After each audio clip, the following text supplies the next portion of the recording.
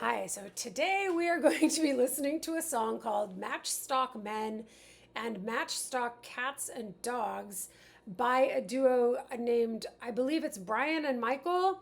I can just about guarantee I have never heard of this song or these guys before, so let's listen together. He painted Salford smoky top on cardboard boxes from the shops. Parts of Ancoats where I used to play. I'm sure he once walked down our street, 'cause he painted kids who had knelt on the feet. The clothes they wore had all seen better days.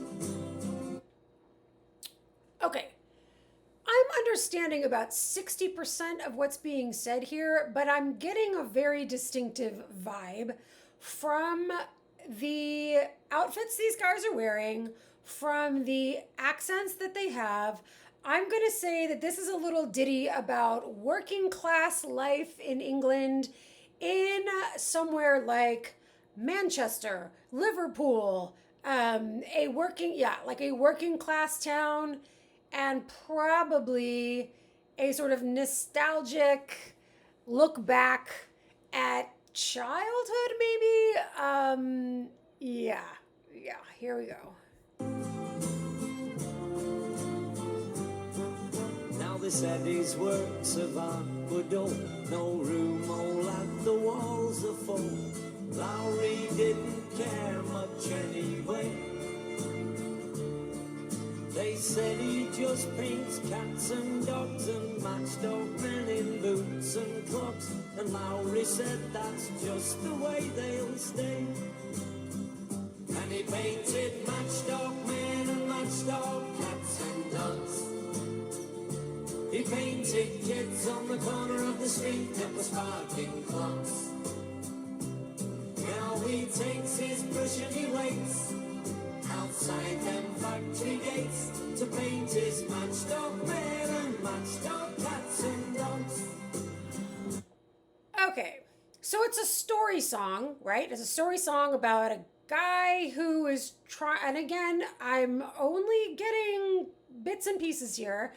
A guy who is creating art. What does it mean by painting matchstick cats and dogs, matchstick men? Is that like, oh, like stick figures? Is it like that? He's waiting outside the factory gates now. Okay. You know what? Honestly, I'm not sure this guy's going to make it to the end of the song. Like something almost always happens to these people, right? Like Louise ends up. Anyway, we'll see what happens. Maybe it's a happy ending. Who knows? Maybe he becomes a famous artist. Now canvas and brushes were wearing thin when London started calling him to come on down and wear the old flat cap. They said, tell us all about your ways and all about them Salford days. Is it true you're just an ordinary chap?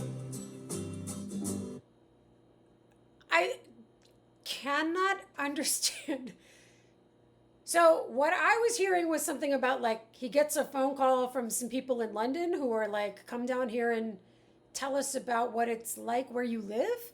Something about a flat cap. What does that mean? Do you wear a flat cap if what does that mean? Okay, yeah. This is definitely geared towards an audience who is not me and has had a very different life experience than me. I am deeply confused by what is being said here. I can tell they're telling a story, but I cannot follow this story. And he painted matched up men and matched up cats and dogs.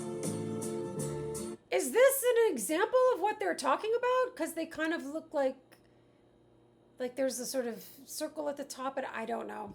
Painted kids on the corner of the street that were sparking clocks. Something about clocks. Now he takes his brush and he waits outside them factory gates to paint his matched up men and matched up cats and dogs. Now Lowry's hung up on the wall beside the greatest of them all. Even the Mona Lisa takes a bow.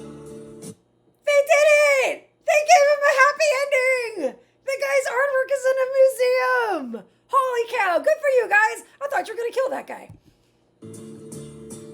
This tired old man with hair like snow told northern folk it's time to go. The fever came and the good Lord mopped his brow. Oh wait, did they kill him after all? Damn it, did I speak too soon? Did he die of fever? Aw. He left this matched off with a matched off cats and dogs. He left his kids on the corner of the street and was marching clocks.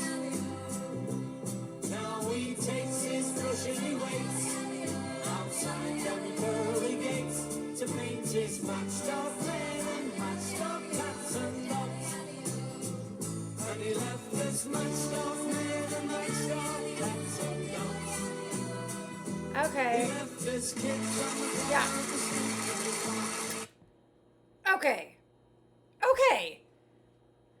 So, you know, in the United States, which of course is sort of my reference for everything, there's definitely this tradition of like sort of like a revival of folk music, right? It starts in the 60s, moves through the 70s, had a little bit of a revival there in the 90s, and like, I don't know, it's sort of like nobody really cares about it anymore, I guess, or it's not as popular as it once was.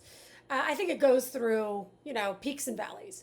This feels very much like a British example of that, like sort of taking folk song traditions. And I don't know if this is an old folk song that's being covered by these guys or if these guys wrote this song, but it feels like a sort of in the vein of a type of song that tells a story, right, about working class life through like the story arc of a character. In this case, this painter who something is happening. He's hanging outside of a factory painting matchstick cats and dogs and matchstick men, which I'm going to assume is a style of painting. I don't know. Yeah.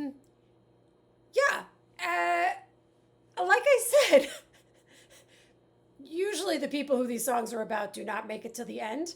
It's nice that they gave him they gave him some success there before they killed him, but the fever came and took him away.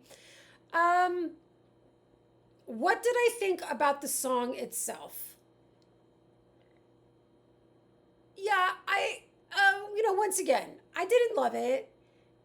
It's, but I think it's a very sort of respectable example of a certain type of song. I'd say that you could probably find quite a few others just like it. I felt like it was well performed. I thought the vocals were fine. Not amazing, but just fine. And, I can't, maybe it's some people's favorite song. I don't think it would ever be mine. But, yeah, I mean, it was fine. It was fine. Very catchy title. And, I'm glad it had its moment.